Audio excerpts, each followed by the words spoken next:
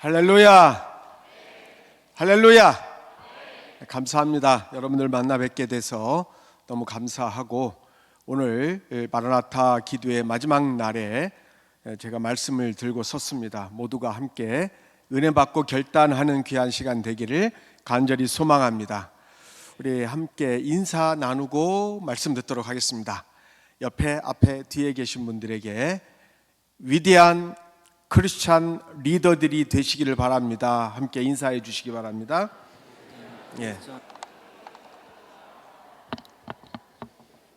청년들이 많은 걸로 알고 있는데, 한밭제일교회 출신 모든 청년들이 한국 사회뿐만 아니라 세계를 신앙으로, 믿음으로 뒤흔들어대는, 또 이끌어가는 훌륭한 영적 리더들로 배출될 수 있기를 간절히 소망합니다. 오늘 마라나타 기도의 마지막 날이라고 이야기를 들었습니다. 여러분들이 그동안 많은 은혜를 받으셨을 텐데, 또 명절을 앞두고 마지막 어떻게 보면 이제 마지막 날인데 연휴의 첫날이기도 할 텐데, 여러분들 이렇게 귀한 자리에 나와서 말씀을 듣기 위해서 결단한 것 굉장히 하나님께서 기뻐 받으실 줄로 믿습니다. 여기에 많은 청년들이 있고 대전의 여러 대학에 대학생들이 있다는 이야기를 들었습니다. 어느 대학에 다니든지 여러분들의 발걸음 위에 귀한 소명과 사명의 발걸음이 되어서 여러분들 주변에 많은 분들에게 선한 영향력을 행사할 수 있기를 간절히 바랍니다. 김종진 목사님 제가 몇 번 뵌 적이 있었는데, 지금 부탄과 라오스 그 험한 지역에 선교를 가셨다고 이야기를 들었습니다. 작년에 제가 라오스를 좀 다녀온 적이 있었는데 불안합니다. 라오스 자체가 위에서, 담임 목사님 위에서 많이 기도해 주시기를 바랍니다. 그리고 이 교회를 중추적으로 떠받들고 계시는 많은 장로님들 계실 텐데, 장로님들이 든든한 기둥들이 되어서 이 교회를 잘 이끌어 가셨으리라고 생각을 하고, 앞으로 더욱 여러분들의 롤 모델이 되어달라는 뜻으로 몇 분이 와 계신지는 제가 잘 모르겠지만, 우리 모두 힘차게 장로님들과 사역자들을 위해서 힘차게 격려의 또 칭찬의 박수 한번 해주시기 바랍니다. 고맙습니다. 한밭제일교회 성도 여러분, 그리고 청년 여러분, 여러분들은 예수를 왜 믿습니까? 그리고 여러분들의 인생의 꿈은 무엇입니까? 왜 이 저녁에 여기에 와서 찬양하고 기도하고 말씀을 보고 계십니까? 많은 사람들은 인생의 꿈이 성공에 사로잡혀 있습니다. 성공하기 위해서, 또 행복하기 위해서 열심히 하루하루를 달려가고 있습니다. 그렇다면 행복하기 위해서, 성공하기 위해서 무엇이 필요한가요? 그동안 한국 사회는 높은 IQ가 필요하다고 생각을 했습니다. 초등학교 들어갔을 때 IQ 테스트를 저도 했던 적이 있습니다. 130 얼마였던 것 같은데, 과연 그것이 우리를 행복하게 해주고 우리를 성공시키는 수단이 될 수 있을까? 우리가 한번 생각해 볼 필요가 있을 것입니다. IQ가 높다고 해서 이 사회에서 성공적인 인생, 또 행복한 인생이 될 수 없다는 것을 우리는 많은 사건과 우리의 경험을 통해서 알게 됩니다. 높은 IQ를 갖고 있는 사람들이 잘못 자기의 머리를 쓰게 될 때 아주 지능 있는 범죄를 해가면서 완전 범죄를 꿈꿀 수도 있을 것입니다. 그렇다면 그 높은 IQ는 성공이 아니라, 행복이 아니라 불행의 수단이 될 수밖에 없을 것입니다. 그래서 두 번째 기준이 등장하게 됐는데, 그것은 EQ라는 기준이었습니다. 한국 어머니들이 자녀들의 EQ를 높이기 위해서 많은 노력을 해왔습니다. EQ는 우리말로 감성지수라고 표현해 볼 수가 있을 것입니다. 여러분들의 EQ는 어느 정도입니까? 우리가 직장 생활하거나 학교 생활하거나 사회생활 하다 보면 EQ가 높은 사람이 있습니다. 자기의 감정을 조절하고 원만한 대인관계를 잘 이렇게 만드는 분들이 있습니다. 그리고 실제로 EQ가 높은 사람들과 대화를 하거나 일을 하게 될 때는 즐거울 때가 많이 있습니다. 밝거든요. 사람이 밝습니다. 그리고 쾌활합니다. 그래서 일을 할 때 굉장히 신이 나고 대화할 때도 굉장히 즐겁습니다. 그래서 EQ가 높은 사람들은 사회적으로 굉장한 영향력을 행사할 수 있을 것입니다.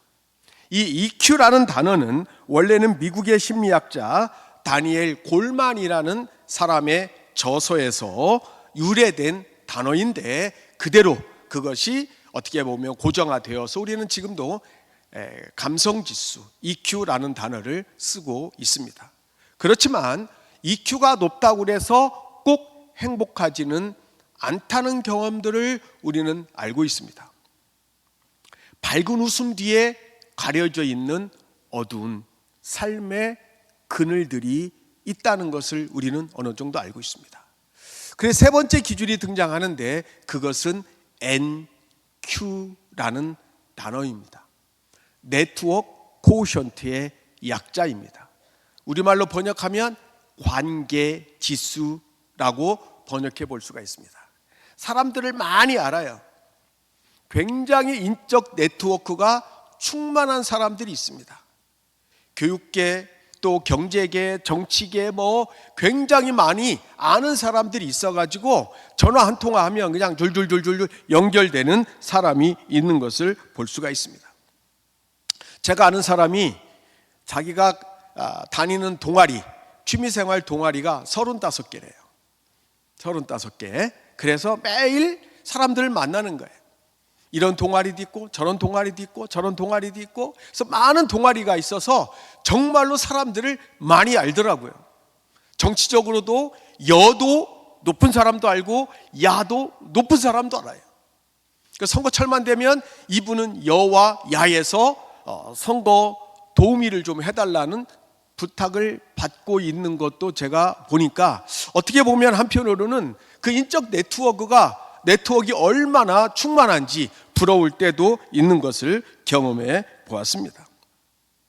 그런데 IQ, EQ, NQ보다 더 중요한 것은 무엇이라고 생각하십니까? 여러분들은 왜 오늘 저녁에 이곳에 있습니까? 그것은 바로 SQ를 높이기 위해서 이 자리에 앉아 있다고 생각합니다. SQ는 무엇이냐? 스피리추얼 코오션트, 우리말로 말하면 영성지수입니다. 사람이 행복하고 사람이 성공하기 위해서는 IQ도 어느 정도 필요하겠죠. EQ도 필요합니다. NQ도 필요합니다. 그러나 무엇보다도 우리는 하나님 앞에서 SQ, 영성지수가 높아야 행복한 인생을 살아가게 될 줄로 믿습니다. 영성지수라는 게 뭡니까? 하나님과 더욱더 가까이 나아가려는 신앙적인 노력, 이것이 바로 SQ, 영성지수 아니겠습니까? 여러분들이 2026년을 살아가는 동안 영성지수를 높이는 일에 더욱 열심을 낼 수 있기를 간절히 바랍니다. 한밭 제일교회가 그런 교회가 될 수 있기를 간절히 축원합니다. 저는 설교를 준비하면서 사람들이 잘 읽지 않는 전도서 11장 본문을 선택해 보았습니다. 많은 분들은 전도서를 회피합니다. 왜냐하면 헛되고 헛되며 헛되고 헛되니 다 헛되도다, 이 말씀에 너무 각인이 돼가지고 전도서 하면은 헛되다라는 단어 때문에 기피하는 말씀 중에 하나가 전도서입니다. 그런데 이 전도서 11장 1절과 2절 말씀에는 굉장한 중요한 진리의 내용을 여기서 설명해 주고 있다는 사실입니다. 제가 오늘 말씀의 제목을 여러분의 믿음을 어디서 찾을 수 있습니까? 라고 잡아보았어요. 여러분들은 여러분의 믿음의 모습을 어디서 찾을 수 있습니까? 찬양하고 기도하고 또 금식하며 전도하며 열광적으로 찬양하는 그 모습 속에도 여러분의 믿음의 모습을 찾아볼 수 있을 것입니다. SQ를 높일 수 있을 것입니다. 그런데 오늘 본문은 좀 다른 각도에서 SQ, 영성 지수를 높일 수 있는 방법이 무엇인지에 대한 해답을 주고 있습니다. 여러분의 믿음을 어디서 찾을 수 있습니까? 라는 이 질문에 대한 대답을 본문은 무엇이라고 얘기하고 있냐면 흐르는 물 위에서 찾을 수 있다라고 설명하고 있습니다. 흐르는 물 위에 무엇을 하라고 설명하고 있습니까? 흐르는 물 위에 너의 떡을 던져라 라고 설명하고 있습니다. 오늘 본문 말씀을 보면 개역 개정과 옛날에 우리가 보았던 개역은 조금 다르게 설명하고 있습니다. 개역 개정은 너는 내 떡을 물 위에 던져라. 여러 날 후에 도로 찾으리라. 7에게나 8에게 나눠줄지어다. 무슨 재앙이 땅에 임할는지 내가 알지 못함이다 라고 설명하고 있습니다. 옛날 개역개정이 나오기 전에 개역이라고 그러는데 그 성경에서는 너는 내 식물을 물 위에 던져라 라고 되어 있습니다. 원어를 보면 히브리어로 된 성경 원어를 보면 떡이라고도 번역된 이 단어, 식물이라고도 번역된 이 단어는 먹을 것입니다. 양식입니다. 씨앗입니다. 다른 말로 말하면 너는 너의 씨앗을, 너는 너의 양식을 물 위에 던져라. 여러 날 후에 도로 찾으리라 라고 말씀하고 있습니다. 약간은 이해하기 어려운, 무슨 말인지 알지 못하는 내용이 이 전도서 11장 1절에 2절에 기록되어 있습니다. 물 위에 식물을 던져라. 물 위에 씨앗을 던져라.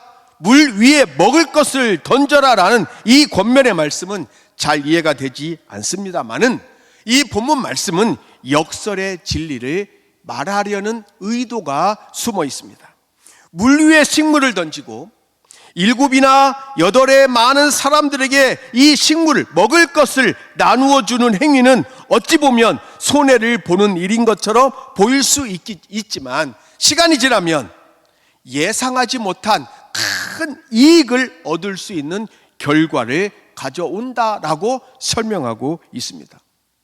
우리 한밭제일교회 성도 여러분, 우리 청년 여러분, 이 본문의 말씀을 조금 더 정확하게 이해하기 위해서는 본문 전도서 11장 1절의 말씀의 배경을 우리가 이해해야 됩니다. 이 배경은 고대 이집트인들이 갖고 있었던 농사법과 관련되어서 만들어진 신앙적 격언이라는 사실입니다. 우리가 잘 아는 것처럼 고대 이집트는 인류 문명의 발생지입니다. 4대 문명 중에 하나입니다. 이집트는 나일강으로 관통되어 있습니다.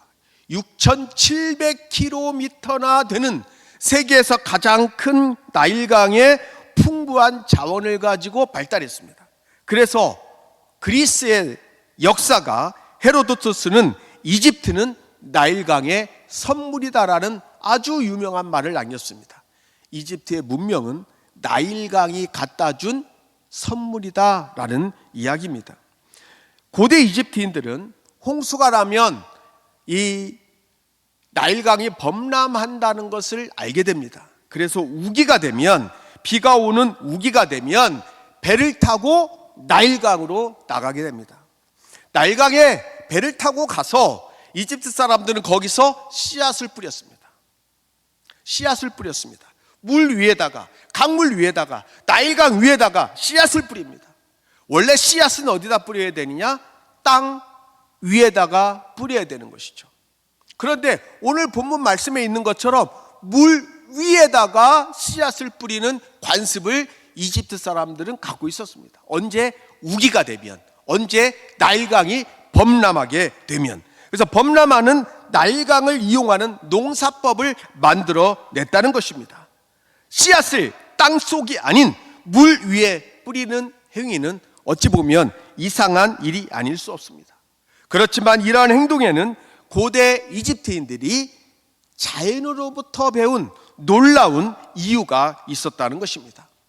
강물 위에 뿌려진 씨앗, 농부들이 배를 타고 강물 위에, 나일강 위에 올라가서 그 뿌린 씨앗은 흐르는 강물을 따라서 흘러가서 홍수가 몰고 내려온 주변의 옥토에 떨어지게 됩니다. 그리고 시간이 지나면 그 옥토에 떨어진 씨앗은 줄기를 내고 그곳에서 열매를 맺게 되었다는 것입니다.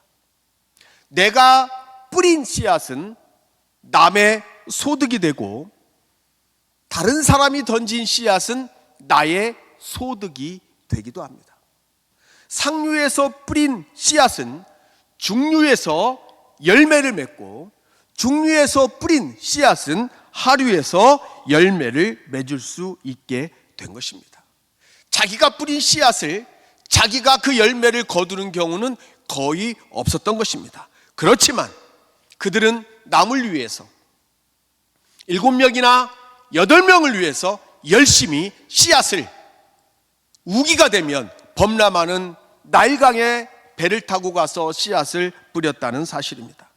고대 이집트인들의 이러한 지혜로운 농사법, 환경을 극복하는 농사법을 배경으로 오늘 11장 1절의 말씀이 만들어진 것입니다. 내 떡을, 내 식물을 물 위에 던져라. 그러면 여러 날 후에 도로 찾으리라 라는 그림 언어가 아마 여러분들 머릿속에 그려질 것이라고 생각합니다.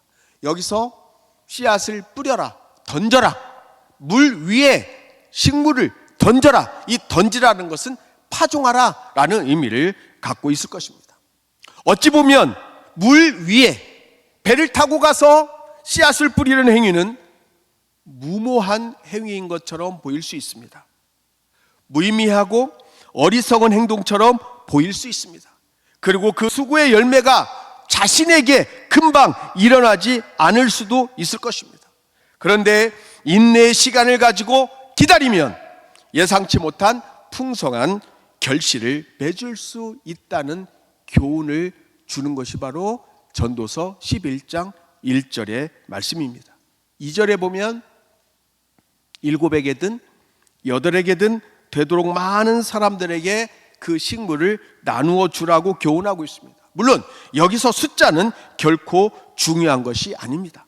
본문 말씀이 우리들에게 말하려고 하는 것은 너의 식물을, 너가 갖고 있는 소중한 씨앗을, 네가 갖고 있는 소중한 먹을 것을, 재산을 너를 위해서 움켜쥐지 말고 주변의 많은 사람들에게 나누어 주어라. 이것이 살아가는 방법이다.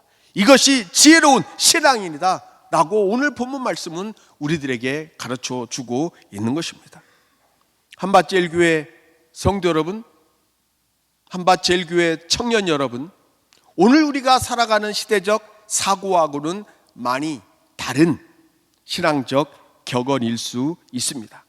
그런데 오늘 본문 말씀이 우리들에게 2026년을 새롭게 살아가기로 결단하는 우리들에게, 우리 한밭제일교회 성도들에게 어떤 신앙적 교훈을 주는지 제 신앙적 간증을 기초해서 오늘 본문 말씀을 풀어보도록 하겠습니다. 여기야 우리 모원대학교 학생들도 많이 있다는 얘기를 들었습니다. 우리 이 교회 우리 교직원들도 많이 다니고 있으십니다. 제가 16년 전에 모건대학교의 국제협력처장을 하게 됩니다. 국제협력처장을 4년 동안 맡아서 일하게 되었는데요. 국제협력처라는 것에 해야 되는 사명은 한국 학생들을 외국으로 어학연수를 보내는 것도 중요한 일이고, 외국 학생들을 우리 학교로 데리고 와서 공부할 수 있도록 하는 것도 중요한 일 중에 하나였습니다. 제가 처음에 국제협력처장을 맡았을 때 주로 동남아와 아프리카, 우리나라보다 훨씬 못 사는 나라에서 활동하시는 선교사님들에게 메일을 많이 보냈고 전화도 많이 했습니다. 선교사님 제자, 선교사님이 일하시는 공동체에서 믿을 수 있는 학생들을 보내주시면 우리 학교에서 최선을 다해서 장학금을 주고 키워서 양육해서 보내드리도록 하겠습니다. 많은 학생들을 보내주셨습니다. 4년 동안 수백 명의 학생들이 우리 대학에 유학을 오기 시작했습니다. 근데 어느 날 하나님께서 저에게 신앙적인 감동을 강하게 주셨습니다. 그들에게 복음을 증거하라. 그들에게 복음을 증거하라. 국제협력처장이라는 자리는 선교하라고 준 자리이다. 흐르는 강물 위에 복음의 씨앗을 뿌려라. 오늘 본문 말씀을 저에게 주시는 거예요. 흐르는 강물 위에 복음의 씨앗을 뿌려라. 그때부터 저는 선교를 준비했습니다. 제가 출석했던 교회 담임 목사님과 상의를 했습니다. 목사님, 제가 이런 사명을 받았는데 외국인 학생들을 위한 예배부를 만들어 주셨으면 좋겠습니다. 그래서 어떻게 할까요? 물어보시더라고요. 중국어 한 파트 만들어 주세요. 그리고 영어 한 파트 만들어 주세요. 그리고 다문화 가정 파트 하나 만들어 주세요.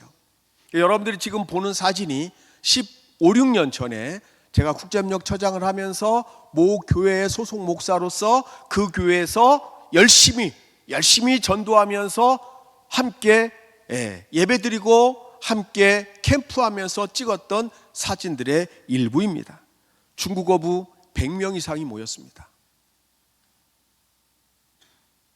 영어 예배부 30명에서 50명 사이로 모였습니다. 다문화 예배부 20가정에서 25가정 정도가 모였습니다. 여름에 매년 캠프를 하게 되면 250명, 200명 이렇게 모여서 함께 예배를 드리게 됩니다. 그리고 세례자가 나오기 시작했습니다. 매년 10명 이상의 세례자가 나오기 시작했습니다.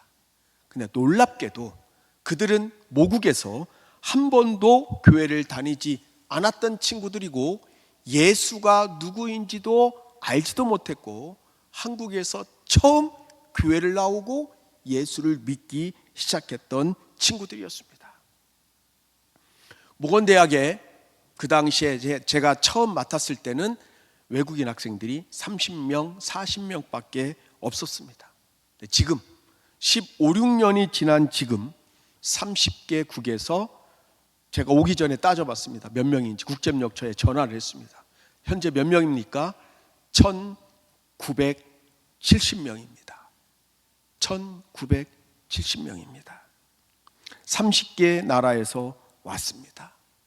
15, 16년 사이에 어마어마한 외국인 학생들이 모건대학으로 와서 지금 공부하고 있습니다. 아마 대전의 많은 대학에 외국인 학생들이 정도의 차이는 있지만 굉장히 많이 늘어났습니다. 그런데 저는 외국인 학생들이 늘어난 게 중요한 게 아니라 그들에게 예수를 전하는 것이 중요하다고 생각하고 수요일마다 채플에서 학생들과 함께 교직원들이 식사를 나누는 작업을 시작했습니다. 우리 교수님 한 분이 이 일을 위해서 한식 조리사 자격증을 땄어요. 한식 조리사 자격증까지 따가지고 매주 수요일 아침부터 시작을 해가지고 요리를 준비합니다. 그리고 많은 교직원들이 스텝으로 참여해서 매 수요일 날마다 점심때 학생들에게 무료로 성의껏 최선을 다해서 음식을 제공해 주게 됩니다. 지금 여러분들이 보는 사진이 바로 그런 사진입니다. 수요일 날 200명에서 300명 사이에 학생들이 와서 마음껏 좋은 재질의 식사를 하고 돌아가게 됩니다. 밥만 먹고 가면 안 되잖아요. 먹는 게 목적이 아니라 뭐가 목적이라고 그랬어요? 전도, 선교. 다 같이 기도합시다. 그리고 교회에서 이렇게 오셔서 도와줍니다. 스태프들이 도와주시고 목사님이 오십니다. 어느 기관에서 오십니다. 그 목사님에게 기도할 수 있는 기회를 드리고 학생들에게 오늘 먹는 음식은 어떤 교회에서 제공해 주는 음식이고 너희들에게 예수를 전하고 싶은 마음으로 이곳에 와서 이런 봉사와 헌신을 한다는 것을 알려줍니다. 이번 돌아오는 학기에도 한 10번 정도 준비하고 있는데 욕심은 우리 한밭제일교회에서 한번 좀 해주셨으면 좋겠습니다. 할렐루야. 아멘 소리가 좀 작은데요. 할렐루야.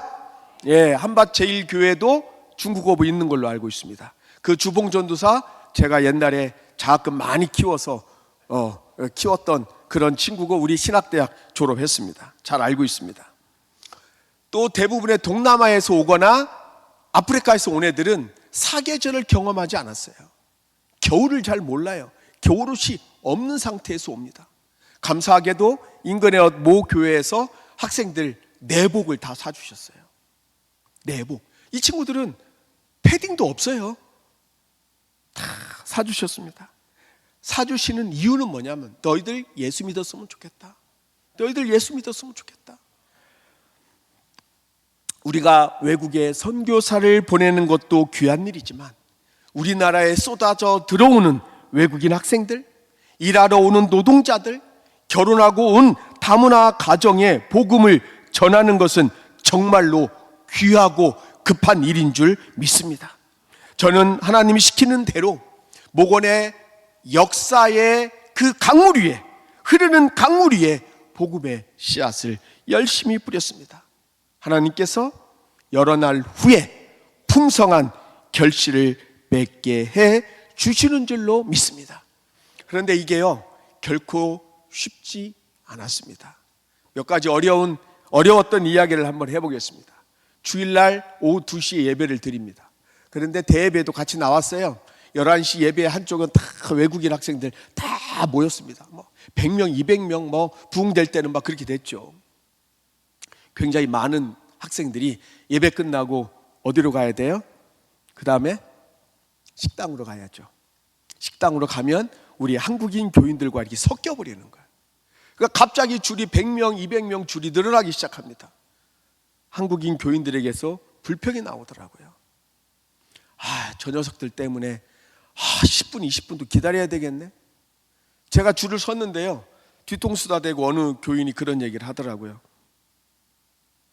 쟤들 밥이나 먹으러 왔지. 이게 무슨 소리야? 쟤들 밥이나 먹으러 왔지 자기네 나라 돌아가면 교회 나갈 것 같아? 초치는 이야기를 하시더라고.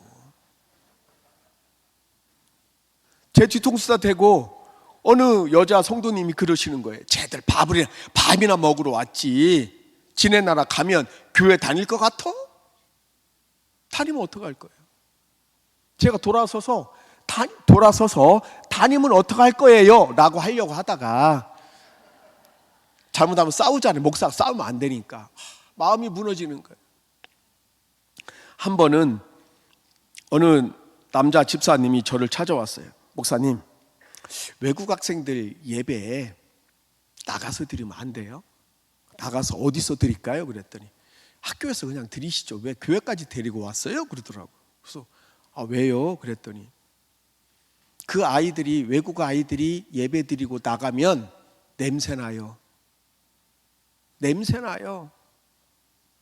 그래서 자기네들이 그 다음에 어떤 모임이 있어서 들어가면 창문을 열고 환풍을 시킨 다음에 모임을 한대요. 그래서 안 모였으면 좋겠대요. 그래서 제가 집사님, 환풍이 중요합니까? 영혼 구원이 중요합니까? 한번 생각 좀 해보시자고요. 환풍이 중요합니까? 영혼 구원이 중요합니까? 외국 애들이 한 번도 교회를 다녀보지 않은 애들이 한국에 와서 유학을 와서 교회를 찾아오는 것 기적 아닙니까? 하나님의 은혜 아닙니까? 냄새 난다고 나가라 그래요? 교회가 이런 곳입니까? 제가 막 너무 마음이 아픈 거예요. 그래서 집사님, 우리에게도 냄새가 나요. 집사님한테도 냄새가 납니다. 그랬더니 제가 무슨 냄새가 나요? 마늘 냄새 납니다. 마늘 냄새 납니다. 저 독일에서 10년 살았거든요. 독일 사람들한테 마늘 냄새 난다고 많이 무시당했거든요. 독일어로 크노블라후, 이게 이제 마늘이거든요. 조금 냄새 나면 크노블라후, 크노블라후 막 그래요. 아주 노골적으로. 한 번은 지하철을 저희 집사람이랑 같이 탔는데 막 이래, 앞에 앉아가지고 냄새 난다 이거예요. 그 사람이랑 뭐가 달라요? 교회를 찾아왔는데, 그것도 외국 학생이, 예수를 한 번도 믿지 않은 학생이 교회를 찾아왔는데 냄새 난다고 목사님 나가서 예배 드리세요, 교회 들어오지 못하게 하세요 라고 하는데 마음이 너무너무 아팠던 적도 있었습니다.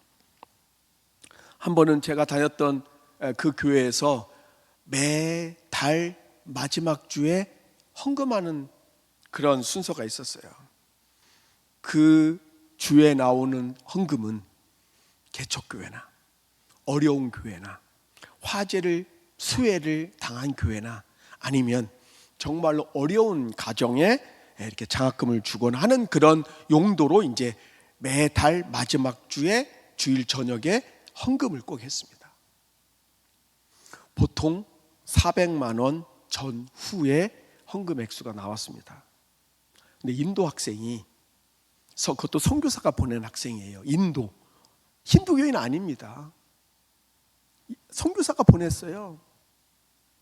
인도 학생이 저를 찾아와서, 교수님, 제가 마지막 학기인데 등록금이 좀 모자라서 고민이 많습니다. 인도로 돌아가야 될지도 모르는데 혹시 한 학기만 장학금을 좀 어떻게 만들어 주실 수 없습니까? 제가 담임 목사님 만났어요. 목사님, 인도의 선교사가 보낸 이런 학생이 있습니다. 한번 헌금해 주시면 감사하겠습니다. 담임 목사님 오케이. 그리고 이제 주일 낮 예배 때 광고를 했습니다. 오늘 저녁 때 드려지는 헌금은 인도에서 온 아무아무개 학생에게 장학금으로 줄 예정이니 참고하시고 헌금해 주시기 바랍니다. 예배가 끝났어요. 11시 예배가 끝났습니다. 부목사가 여자 집사 3사람을 데리고 저한테 왔어요. 그분들이 하는 얘기가, 목사님, 왜 외국인들만을 위해서 헌금해야 되나요? 한국 학생 어렵게 생활하는 학생들 많습니다. 그런데 목사님은 외국 학생들밖에 몰라요? 한국 학생들한테도 장학금 줘야죠. 왜 외국 학생들한테만 장학금 줍니까? 저 헌금 못해요. 그러시더라고요. 그래서 제가, 집사님, 처음 하는 거예요. 처음입니다. 그리고 집사님 헌금 얼마 하시려고 그러셨어요? 제가 강요할 수는 없지만 안 하셔도 될 것 같아요. 집사님, 그런 마음 하나님 받으시지 않으십니다. 제가 그래서 한번 뚝 찔렀어요. 100만 원 하실 예정이셨어요? 1000만 원 하실 예정이셨어요? 깜짝 놀래요. 그건 아니지만, 집사님 안 하셔도 됩니다. 그런 마음으로는 하나님 기뻐 받으시지 않으십니다. 그런 적도 있어요. 제가 마음이 너무 아팠던 거예요. 그 학생 지금 졸업을 하고 결혼하고 지금 저쪽 연구단지에서 연구원으로 잘 살고 있습니다. 할렐루야.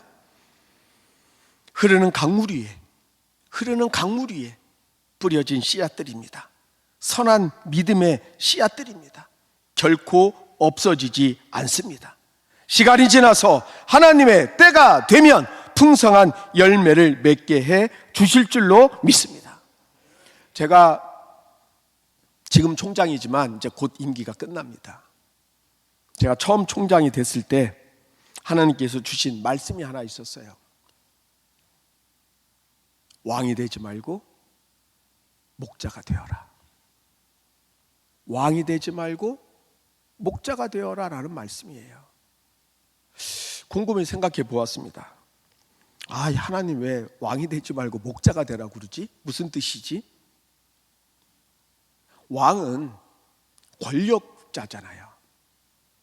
일종의 자기 마음대로 할 수 있는 권력이 있는 겁니다. 하나님은 총장이 지금 오늘날 총장은 그런 무소불위의 힘을 갖고 있는 것도 아니지만 그래도 탑 리더가 갖고 있는 일종의 권한은 있지 않습니까? 사회적으로 기득권을 내려놓으라는 거예요. 그래서 제가 하나님, 제가 목회하는 마음으로 학교를 경영해 보겠습니다. 그리고 왕이 되지 않도록 노력하겠습니다. 그리고 처음에 선택한 것 무엇이었냐면 관용차를 이제 결정해야 되는데 고급차로 선택하지 말자. 보편적인 차로 선택하자. 그래서 제가 직원들의 강한 만류에도 불구하고 좋은 차 선택 안 했습니다. 우리 여기 앉아있는 우리 지선생님 계신데 제 차를 2년간 몰았어요. 제가 되게 미안해요. 왜냐하면 호텔이나 아니면 어떤 모임이나 가면 이 총장차답지 않거든요. 그냥 평범한 차거든요. 그러니까 총장이 왔다고 생각 안 하고 저리 가 뭐 이런 거 할 수도 있고 거기서 내리면 무시 당할 수도 있어서 제가 항상 미안한 마음을 갖고 있는데요. 좋은 차 쓰지 말자. 그래서 앞에 총장님께서 쓰시던 리스비 반밖에 들어가지 않는 차로 줄였습니다. 왜? 왕이 되지 않도록 노력하기 위해서. 그리고 제가 운전을 직접 해서 출퇴근을 했습니다. 지금도 제가 자가 출퇴근하고 있습니다. 권위를 내려놓자, 특권을 내려놓자, 그런 생각이었습니다. 그리고 그 차는 학교차다. 주말에, 공휴일에 개인적 용도로는 절대로 쓰지 말자. 저도 차 있잖아요. 그럴 때는 제 개인 차를 쓰고 정말로 학교를 위해서 일해야 될 때만 학교차를 쓰자. 지금까지 그 생각을 지키기 위해서 몸부림치고 있습니다. 그리고 법인카드를 안 가지고 다닙니다. 유혹에 빠질까 봐. 우리 여기 지 선생님 와서 앉아 있는데 다 알고 있습니다. 제가 법인카드 안 가지고 다닙니다. 법인카드는 정말로 필요할 때 우리 비서실의 선생님들이 계산하고 저는 안 가지고 다녀요. 왜? 나도 인간이기 때문에 잘못하면 나도 왕처럼 살려는 근성이 올라오면 나도 유혹에 빠지거든요. 교수나 직원 채용할 때도 점수를 민주화하자. 그래서 총장이 갖고 있는 점수를 다 내려놨습니다. 그래서 일반 처장이나 부총장이 갖고 있는 점수를 똑같이 만들어 놓았습니다. 하나님 저에게 지금도 말씀하십니다. 너 왕 되려고 하지 마. 목자로 살아. 목자로. 아마 여기 많은 분들 중에는, 앉아 계신 분들 중에는 사회적으로 탑 리더 혹은 미들 리더들이 있을 것입니다. 사실 왕이 되지 않는다는 것은 어떻게 보면 이 사회, 지금 사회에서, 시대적 상황에서 맞는 답이 되는 것이라고 볼 수 있지만 왕이 아니라 목자로 살아가는 것은 결코 쉽지 않습니다. 그리스 신화에 프로크라테스라는 인물이 등장합니다.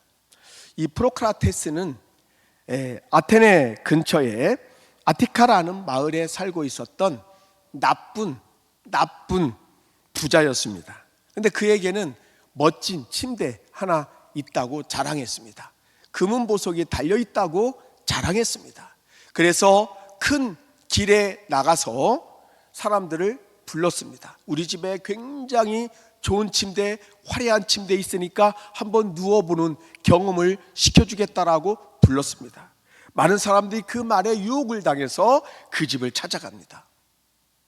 그리고 그 침대 위에 눕습니다. 누웠는데 키가 크면 침대 밖으로 발이 나오게 되죠.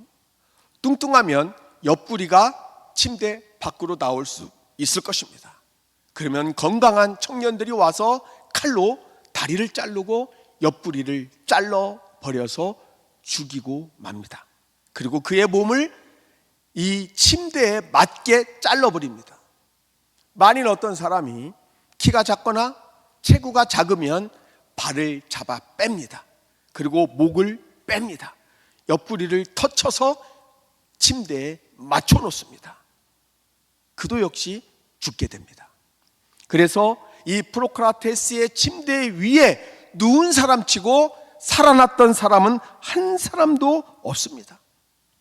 이 프로크라테스의 침대라는 말은 무엇이냐? 어떤 사람이 절대적인 기준을 정해놓고 모든 현상을 획일적으로 갖다 맞추는 현상, 해석하는 현상, 이것을 프로크라테스의 침대라고 이야기하고 있습니다.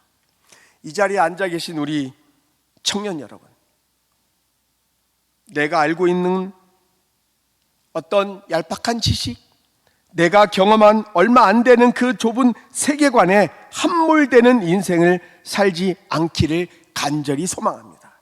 자기의 이익에 지나칠 정도로 민감한 이기적인 사람이 되지 않기를 바랍니다. 넓은 세계로 나아가십시오. 그리고 큰 생각을 가지십시오. 큰 경험을 하십시오. 그리고 큰 인물들이 될 수 있기를 간절히 소망합니다. 코이의 법칙이라는 단어를 들어보셨습니까? 같은 물고기라도 환경에 따라서 성장의 크기가 완전히 달라진다는 그런 내용입니다. 코이라는 관상용 비단 잉어가 있습니다.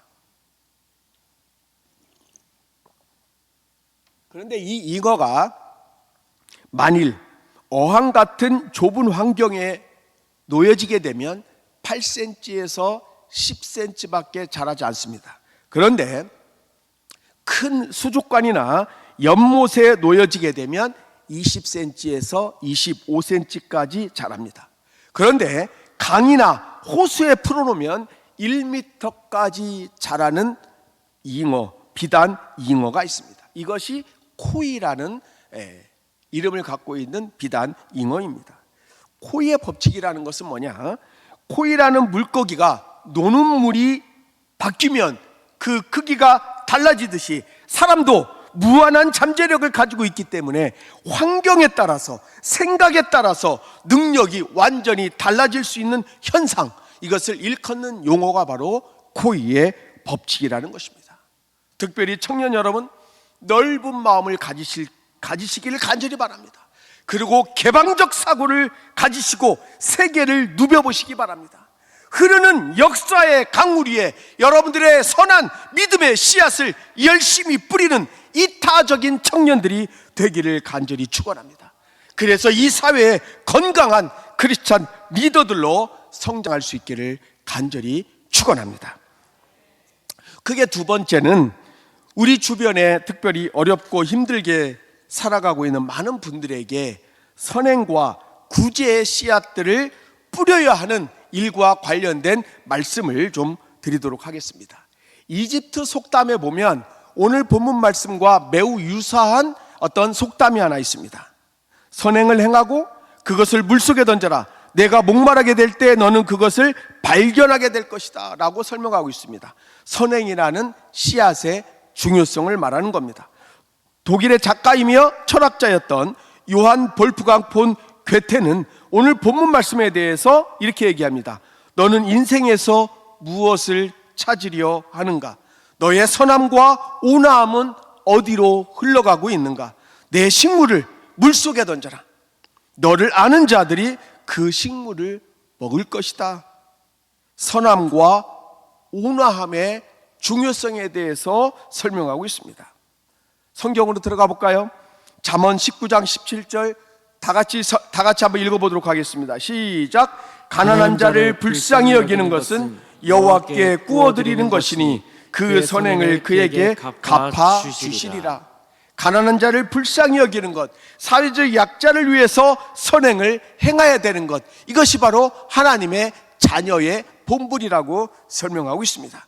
마태복음 5장 16절에 가볼까요? 다 같이 마태복음 5장 16절 시작. 이같이 너희 빛이 사람 앞에 비치게 하여 그들로 너희 착한 행실을 보고 하늘에 계신 너희 아버지께 영광을 돌리게 하라. 여기는 두 가지를 강조하고 있는데요. 하나는 착한 행실이 어떤 기능을 갖고 있냐?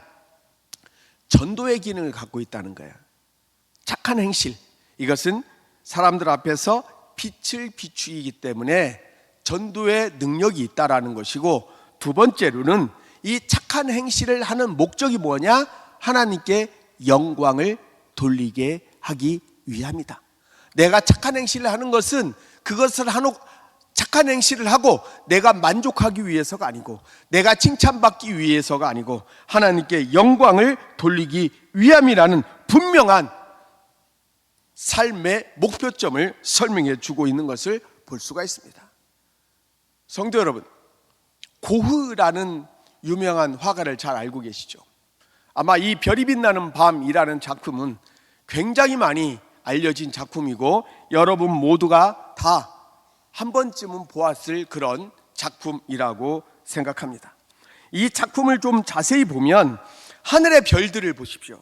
하늘의 별들은 소용돌이 치면서 빛나고 있고, 마을의 집들도 불이 켜져 있습니다.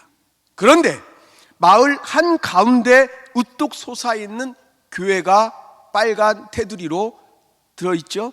이 교회는 불이 꺼져 있습니다. 불 꺼진 교회. 고흐는 왜 아름답고 멋진 별이 빛나는 밤이라는 작품을 그리면서 불 꺼진 교회로 남겨두었을까요? 왜 캄캄한 어둠 속에 교회를 놔뒀을까요? 이 불 꺼진 교회의 모습에는 붓으로 남긴 고흐의 신앙적 절규가 숨어 있다는 사실을 혹시 알고 계신지요? 원래 이 고흐는요, 목사가 되기를 원했습니다. 그는 탄광촌에 들어가서 수습 전도사를 하면서 가난하고 고통받는 광부들을 위해서 헌신하고 희생하기로 다짐하고, 실제로 그 탄광촌으로 들어가게 됩니다. 광부들의 친구가 되어 주었습니다. 광부들과 함께 먹고 자고 했습니다. 자기의 집을 빌려주었습니다. 그는 자신의 집을 가난한 자들에게 내어주면서 입던 옷도 다 나누어 주었습니다. 그런데 그의 아름다운 이러한 헌신은 시간이 지나서 비극으로 끝이 나고 맙니다. 고흐의 이 전도사로서의 이런 모습을 보고는 교단 전도위원회에서는 시찰단을 파견하게 됩니다. 그리고 고흐의 희생과 헌신을 보고는 칭찬을 한 것이 아니라 오히려 그에게 전도사 해고 통보를 하게 됩니다. 해고의 이유는 다음과 같습니다. 빈센트 반 고흐는 성직자의 권위를 실추시켰다.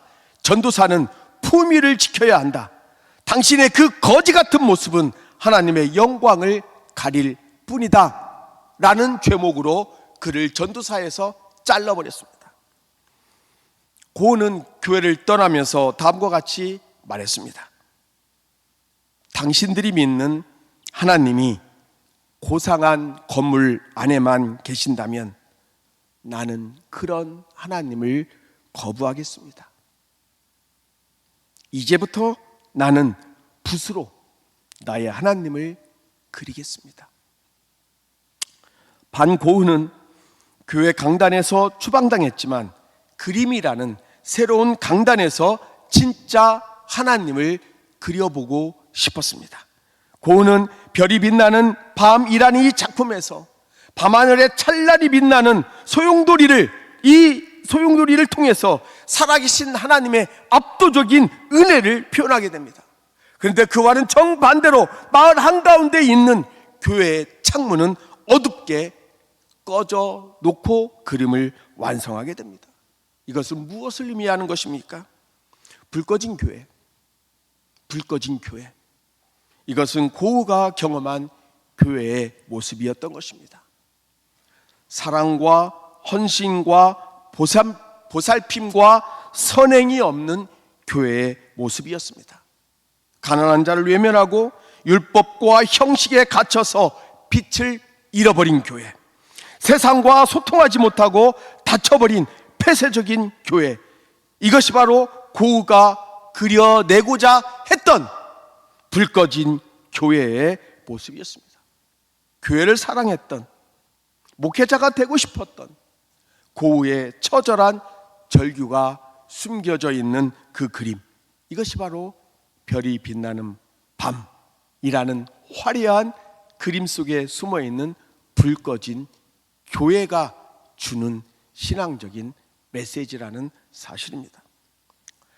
리투아니아 출신의 프랑스 철학자 에마누엘 네비라스라는 철학자가 있습니다. 이 사람이 뭐라고 그랬냐면, 하나님은 자신의 모습을 타자의 얼굴과 타자의 삶을 통해서 계시하신다. 좀 말이 어렵습니다. 다시 한번 읽어보겠습니다. 하나님은 자신의 모습을 타자의 얼굴과 타자의 삶을 통해 계시하신다.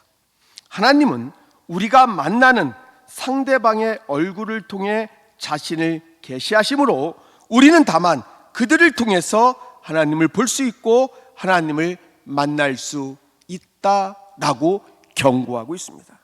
이것은 타자에 대한, 사회를 향한, 어둡게 살아가고 있는, 2등으로 살아가고 있는 사람들에 대한 기독교인들의 윤리적 책임을 강조하고 있는 말씀이라고 생각하고 있습니다.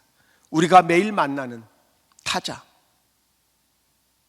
우리가 매일 만나는 타자의 삶, 그들의 어두운 그늘 속에 임재하시는 하나님의 모습을 발견할 수 있는 귀한 청년들 될 수 있기를 간절히 축원합니다. 성도 여러분, 우리는 믿음으로 구원을 받습니다. 그것은 진리입니다. 불변의 진리입니다.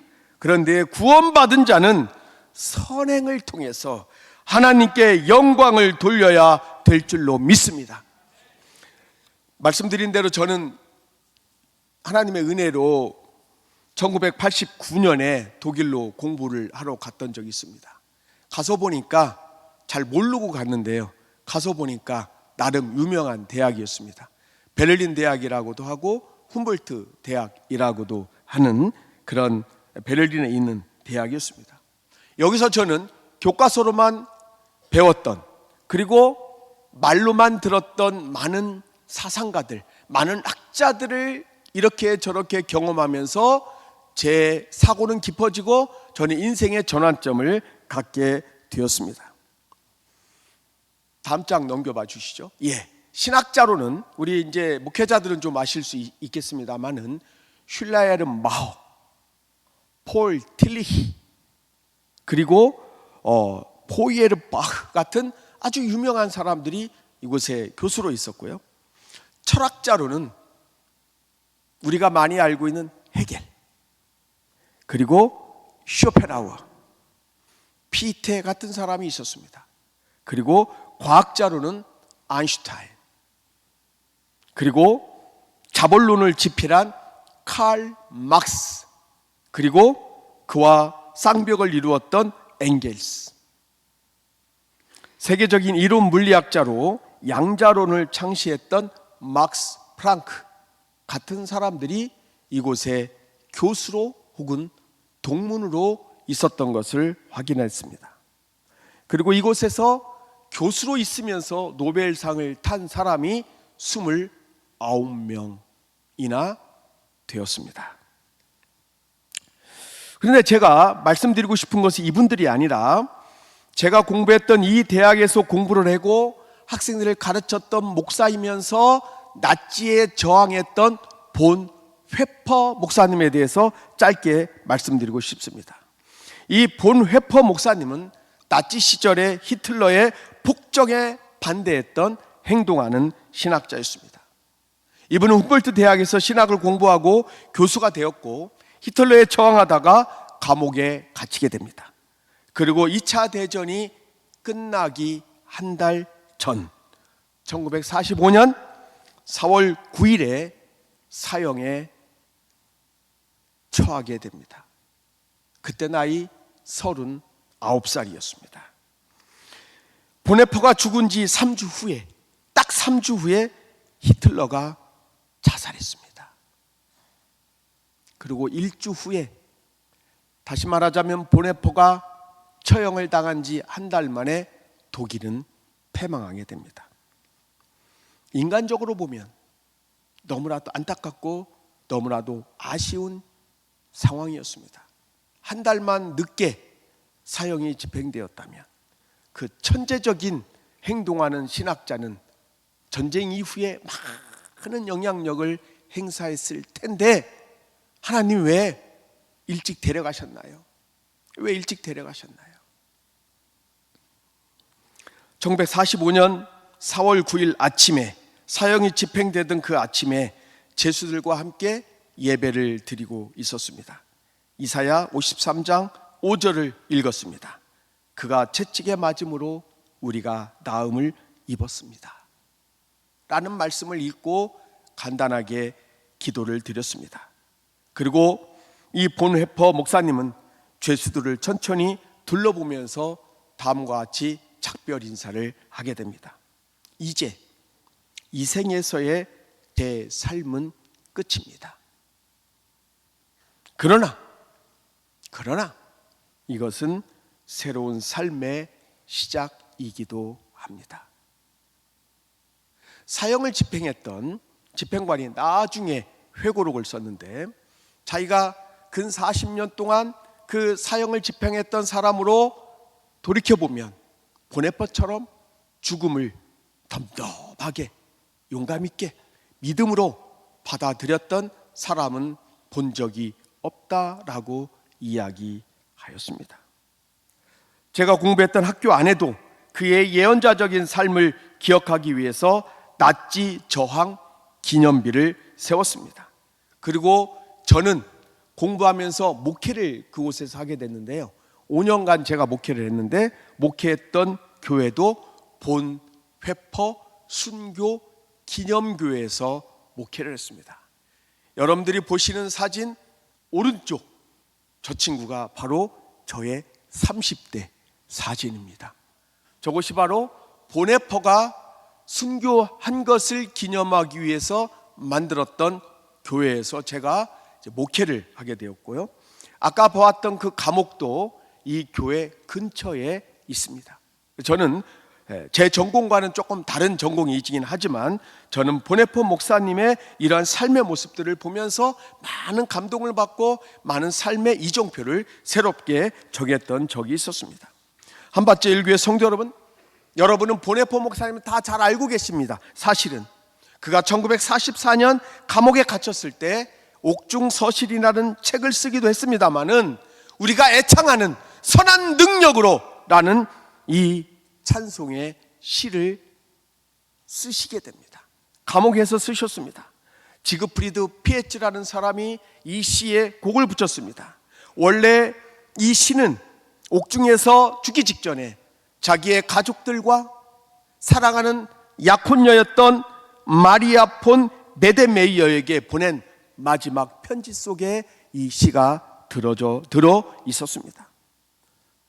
주 선한 능력으로 나를 안아주시네, 그 크신 팔로 나를 붙들어 주시네, 나는 절망 속에도 흔들리지 않고 사랑하는 주 얼굴 구하리, 나는 감옥에 있지만 선한 능력으로 일어서겠습니다. 주님만 의지하겠습니다. 무엇으로? 믿음으로.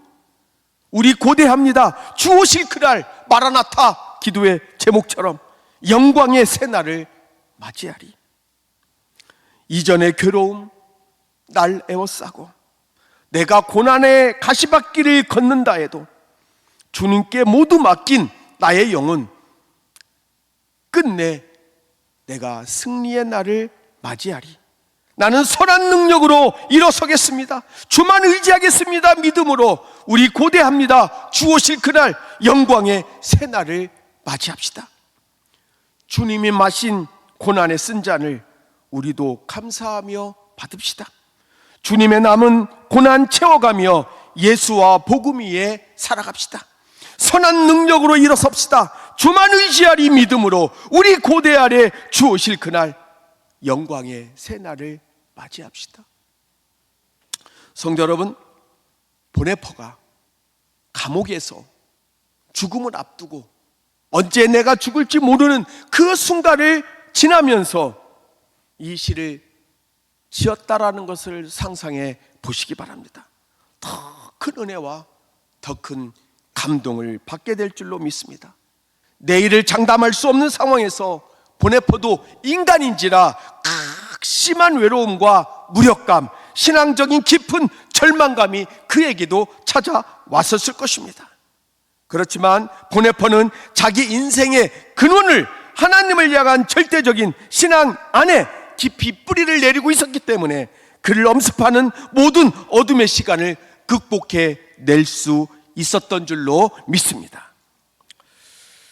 여러분들은 혹시 살아가면서 삶의 어려움은 없었나요? 극심한 고난은 없었나요? 하나님 정말로 살아계십니까? 이런 외침을 해야만 내가 견딜 수밖에 없는 그런 절망적인 순간은 없었나요? 저는 요즘 약간은 슬픔 속에 있습니다. 저희 아버지가 91세인데 중환자실에 계신데요. 6개월째 중환자실에 계십니다. 건강하게 들어가셨는데 진료를 받고 치료를 받다가 간호사가 잘못해가지고 낙상을 하셨어요. 그래가지고 뇌를 다치셔가지고 의식이 돌아오지 않고 지금 6개월째 중환자실에 계십니다. 중환자실은 자주 들어가지도 못하잖아요. 정해진 시간 외에는 아무도 못 들어갑니다. 그리고 한 사람밖에 못 들어가요. 저는 학교 일을 또 해야 되기 때문에 잘 못 들어갑니다. 그러나 제가 퇴근길에 꼭 중환자실 앞에까지 가서 기도합니다. 하나님 지금까지 인도해 주셨는데 하나님 아버지의 마지막을 보고 돌아가실 수 있도록 해 주셨으면 좋겠습니다. 제가 아버지의 그 통장을 좀 정리하다가 놀란 것을 발견했습니다. 91세신데요. 통장에 보니까 지금까지 연금 받으시는 분도 아니시는데 지금까지 개척교회 전도사들에게 매달 얼마씩 선교비를 주고 계시는 것을 제가 보았습니다. 지금까지도. 제가 하나님께 조금 원망했습니다. 제가 목사지만 하나님 이러시기에요? 아버님이 뭘 잘못했어요? 아버님 장로님이시에요. 아버님이 한국전력에 계셨었거든요. 은퇴하시고 두 번째 직장을 잡을 때 교회가 건축을 하기 시작했습니다. 그래서 직장을 그만두시고 직장 두 번째 제안을 포기하시고 재정을 맡으시면서 교회 건축에 올인하셨거든요. 통장이 150개가 있습니다. 그렇게 교회 일에 헌신하신 분인데 마지막에 이렇게 억울하게 보내실 수는 없습니다. 하나님 살려주십시오. 하나님 살려주십시오. 그때 저에게 생각이 난 게 바로 보네퍼였습니다. 아까 말씀드린 대로 인간적으로 보면 보네퍼는 정말로 억울한 사람입니다. 어떻게 이렇게 억울할 수가 있을까? 그가 사형당한 지 3주 만에 히틀러가 자살을 했습니다. 한 달 후에 독일이 멸망했습니다. 멸망당했습니다. 한 달만 하나님 더 보네퍼를 살려주셨으면 그는 정말로 역사에 남는 위대한 신학자가 되었을 텐데 좀 일찍 데려가셨네요. 오버랩 됩니다.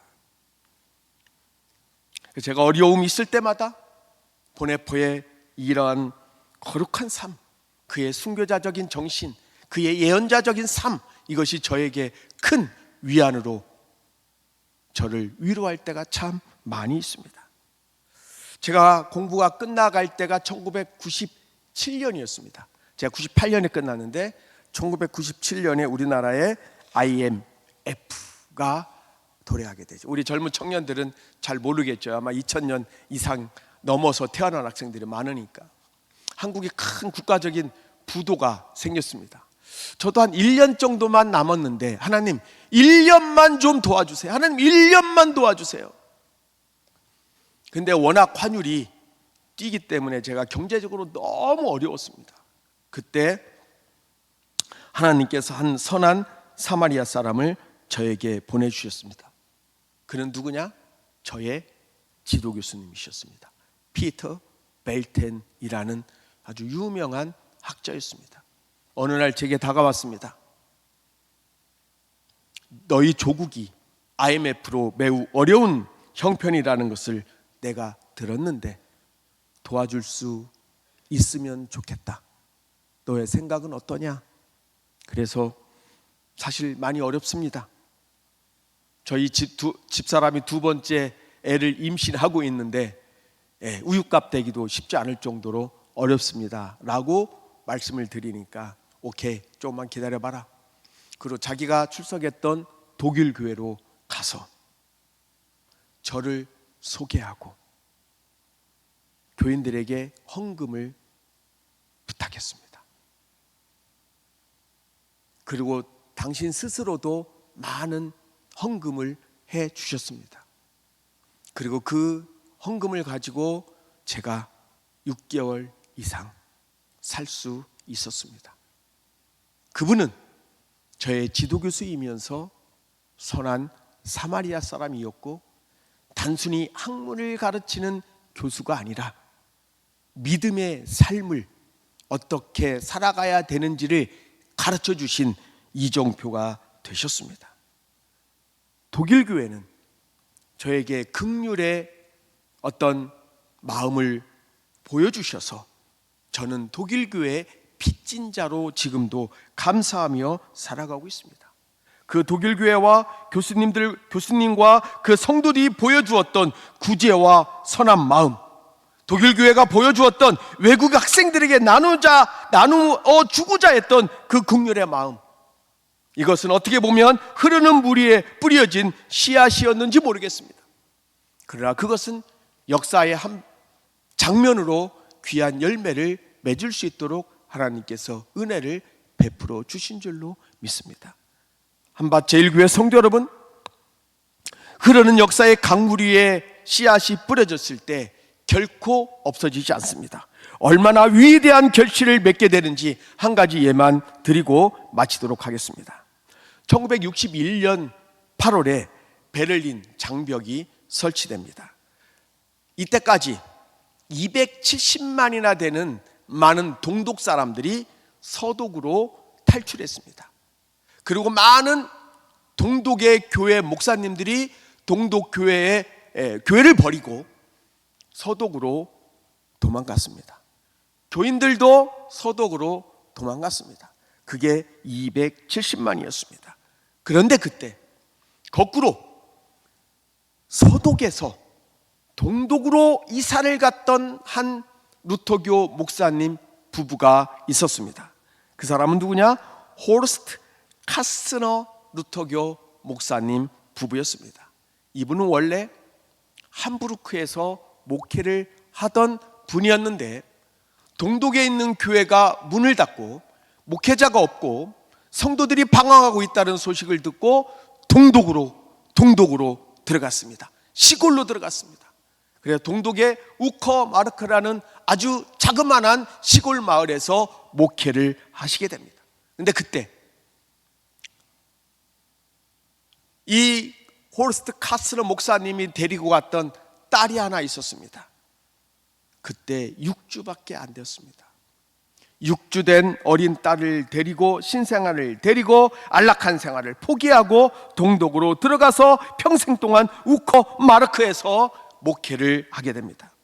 그는 예수 그리스도처럼 낮은 곳으로, 어떻게 보면 더 비참한 곳으로 죽음까지 내려가는 십자가의 길을 걸어가셨습니다. 사람들은 그에게 손가락질했습니다. 어리석다, 현명하지 못하다, 멍청하다 라는 손가락질 했습니다. 그런데 시간이 지나서 보니까 이 호르스트 카스러 목사님의 이런 행동은 흐르는 역사의 강물 위에 보이지 않게 뿌려낸 믿음의 겨자씨 한 알이었다는 사실을 알게 됩니다. 50년이 지났습니다. 놀라운 반전이 일어났습니다. 그의 6주밖에 안 되었던 그 여자애가 50년이 지난 후에 독일의 수상이 됩니다. 그분이 바로 앵겔라 메르켈이라는 여자 수상이었습니다. 이분은 16년 동안 독일 수상으로 재직하면서 믿음의 훌륭한 리더십과 기독교적 가치관을 가지고 독일과 세계를 위해서 봉사했던 탁월한 믿음의 지도자가 되었다는 사실입니다. 한밭제일교회 성도 여러분, 그리고 청년 여러분, 말씀을 정리하겠습니다. 여러분들의 믿음의 모습을 어디서 찾을 수 있습니까? 교회 안에서만?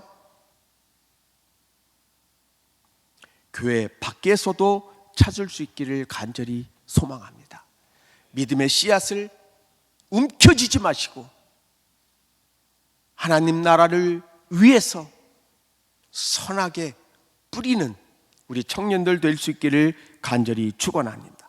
2026년도에는 전도서의 말씀처럼 교회와 삶의 현장에서 흐르는 역사의 강물 위에 믿음의 선한 씨앗들을 뿌리는 수고를 더 많이 하는 그러한 귀한 한 해가 되기를 바랍니다.